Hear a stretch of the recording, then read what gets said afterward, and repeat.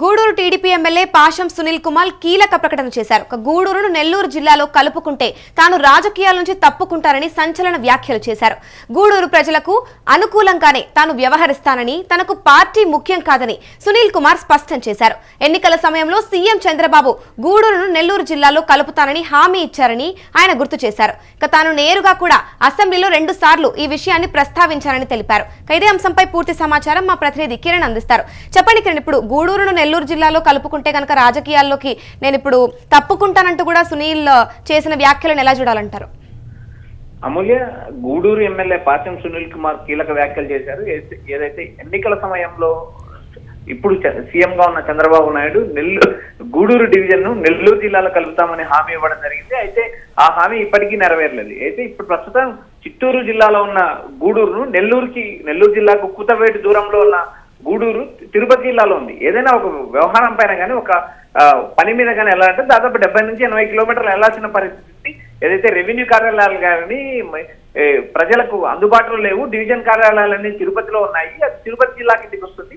అయితే ఎన్నికల సమయంలోనే సీఎం చంద్రబాబు నాయుడు ఏదైతే నెల్లూరుకు అతి కూతవేటి దూరంలో ఉన్న గూడూరును నెల్లూరుకు హెడ్ గా భావించే గూడూరుని నెల్లూరు జిల్లాలో కలుపుతామని హామీ ఇచ్చారు. ఆ హామీ ఇప్పటికీ నెరవేరలేదు. అయితే ఇప్పుడు ప్రధానంగా ఏదైతే జిల్లాల పునర్విభజన జరుగుతుంది. ఈ విభజనలో ఏదైతే గూడూరు డివిజన్ ను తిరుపతిలో కలుపుతామని గతంలో ఇచ్చిన హామీని నెరవేర్చాలంటూ అటు అసెంబ్లీలో కూడా 2 సార్లు ఏదైతే సునీల్ కుమార్ మాట్లాడడం జరిగింది.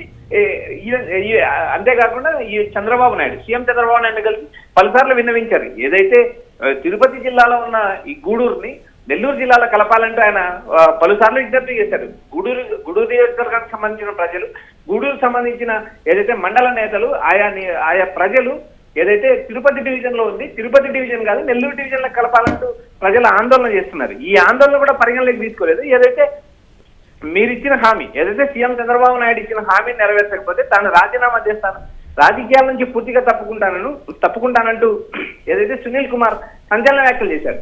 గతంలో ఏదైతే గూడూరు సంబంధించిన కొన్ని మండలాలు, ఏదైతే కలువాయి, సైదాపురం లాంటి మండలాలు తిరుపతి డివిజన్ లో కలిపే సమయంలో ఏదైతే ఇప్పుడు మంత్రిగా ఉన్న ఆనం నారాయణ రెడ్డి గతంలో వాటర్ సమస్యలు వస్తాయంటూ ఆయన జగన్ ప్రభుత్వంలో ఎమ్మెల్యేగా ఉన్న సమయంలో కూడా వ్యతిరేకించడం జరిగింది. నేడు ఏదైతే సీఎం చంద్రబాబు నాయుడు క్యాబినెట్ లో ఉన్న మంత్రి నారాయణ కావచ్చు, ఆనం రామనారాయణ రెడ్డి కావచ్చు, దీనికి సంబంధించి అసలు నోరు మెరపలేదు.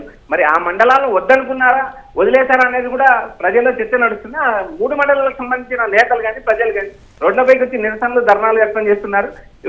ప్రస్తుతానికి ఏదైతే సునీల్ కుమార్ చేసిన వ్యాఖ్యలు రాజకీయాల్లో కలకలం రేపుతున్నాయి. గూడూరు నియోజకవర్గంలో ఇది ఒక పెద్ద చర్చగా తయారైంది. ఏదైతే గతంలో చంద్రబాబు నాయుడు ఎన్నికలకు ముందు ఇచ్చిన హామీని నెరవేర్చాలని, ఆ హామీకి కట్టుబడి ఉండాలంటూ ఏదైతే సునీల్ కుమార్ చేసిన వ్యాఖ్యలు ఇప్పుడు ప్రధానంగా చర్చకు వచ్చాయి. అమూల్య, రైట్. ఇప్పుడు మరి సునీల్ ఏదైతే వ్యాఖ్యలు చేశారో దాంతో జిల్లాల పునర్వ్యవస్థీకరణపై చర్చ ఏమన్నా మొదలయ్యే అవకాశాలు కనిపిస్తున్నాయంటారా? అమూల్య, ఎన్నికల ముందు ఇచ్చిన హామీని నెరవేర్చమని ఏదైతే సునీల్ కుమార్ చేసిన వ్యాఖ్యలు ఇప్పుడు ఆ నియోజకవర్గ ప్రజల్లో తీవ్ర చర్చాంశమేమైంది. ఏదైతే ఎందుకంటే రాజకీయాల శాశ్వతం కాదు, మాట శాశ్వతం. నేను గతంలో ఏదైతే సీఎం చంద్రబాబు నాయుడు ఇచ్చిన హామీని నెరవేర్చాలంటూ ఆయన ఆవేదన చెందారు. ఏదైతే 2 సార్లు నేను అసెంబ్లీలో 2 సార్లు మాట్లాడడం జరిగింది. ఏదైతే గూడూరుని నెల్లూరు జిల్లాలో కలపాలంటూ ఎన్నికల ముందు ఇచ్చిన హామీ నెరవేర్చాలంటూ ఆయన మాట్లాడటం జరిగింది.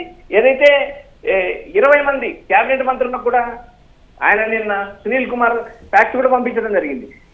ఈ వ్యవహారం మొత్తం ఏదైతే గూడూరు తిరుపతి డివిజన్ లో ఉంది, తిరుపతి జిల్లాలో ఉంది, తిరుపతి జిల్లాలో కాకుండా నెల్లూరు జిల్లాలో కలపాలంటూ గతంలో చేసిన విజ్ఞప్తులు, ప్రస్తుతం చేసిన విజ్ఞప్తులు, అదేవిధంగా ఏదైతే నెల్లూరు జిల్లాకు సంబంధించిన ప్రజాప్రతినిధులకు కూడా ఆయన ఫ్యాక్స్ పంపారు. 2 మంత్రుల్ని ఏదైతే జిల్లాలో కీలక మంత్రులుగా ఉన్న ఆనం రామనారాయణ రెడ్డి, నారాయణ, వీరి ఇద్దరికీ విన్నవించారు. అదేవిధంగా ఏదైతే మిగిలిన క్యాబినెట్ మంత్రులకు సీఎం చంద్రబాబు నాయుడు కూడా ఫ్యాక్స్ చేశారు.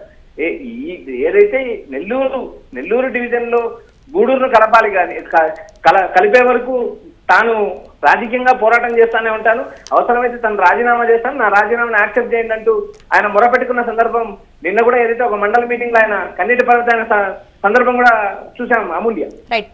Thank you Kiran. ఇప్పుడు ఒకసారి టీడీపీ ఎమ్మెల్యే పాషం సునీల్ కుమార్ ఏమన్నారో ఒకసారి చూద్దాం.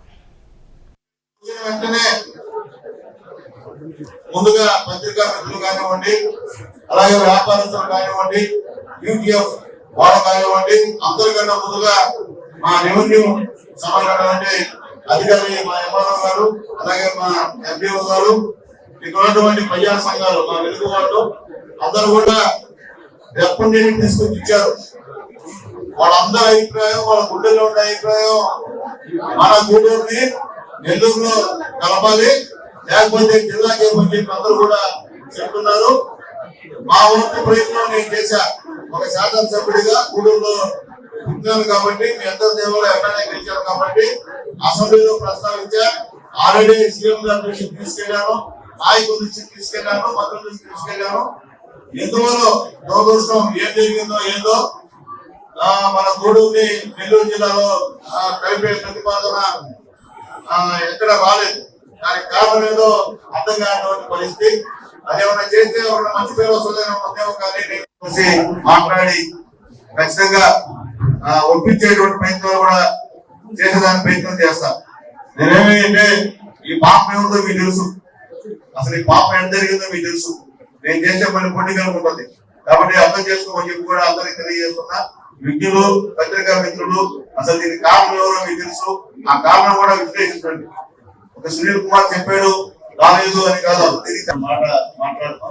ఎప్పటికీ మనం ఏదైనా సరే అమలుగా చేసుకోవాలా, ముఖ్యమంత్రి గారిని వాళ్ళని రిక్వెస్ట్ చేసుకోవాలా.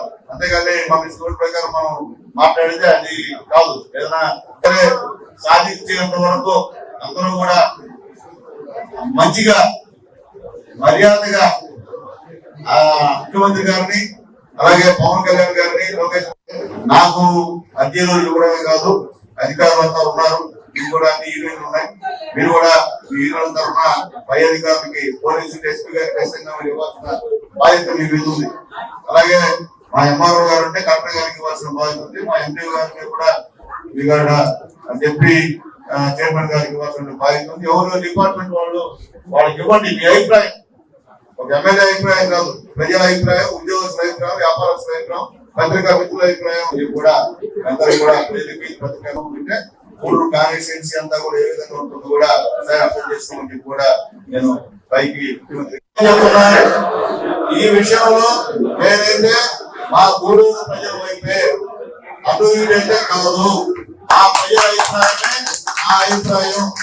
దీనికి ఖచ్చితంగా ఇతరులతో ఏమి నమ్ముండే పరిస్థితి కాదు. నేను కూడా సీఎం గారి దగ్గరికి వెళ్తాను, లోకేష్ బాబు గారి దగ్గరికి వెళ్తాను, విషయం చెప్తాను, వాస్తవం చెప్తాను. ఎందుకంటే ఆ రోజు ఇస్తామని మనం మాట ఇస్తాం, గూడూరుని నెలలో కలుపుతామని చెప్పి మాట ఇచ్చాం. ఎలక్షన్ లో కూడా ప్రచారం అనేది చేశాను నేను కూడా.